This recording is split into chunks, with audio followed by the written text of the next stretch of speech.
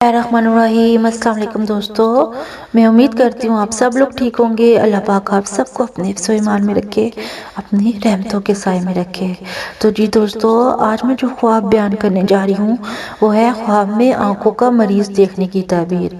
ख्वाब में आंखों का मरीज़ देखना, इससे मुराद मईशत में तंगी करना है और गफलत है। और आंख का मर्ज दीन में नुक्स से भी ताबीर किया जाता है। अगर किसी ने देखा है किसकी दोनों आंखें दुखती हैं तो दलील है कि इसके वालिद बीमार होंगे।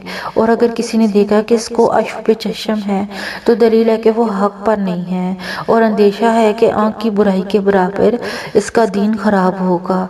अगर किसी ने अशुभ चशम देखा तो उसने गुमराह करने की निगरानी की।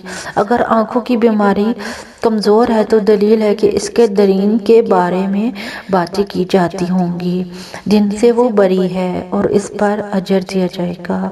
और आंखों में हर किस्म का नुकसान दीन में नुकसान है।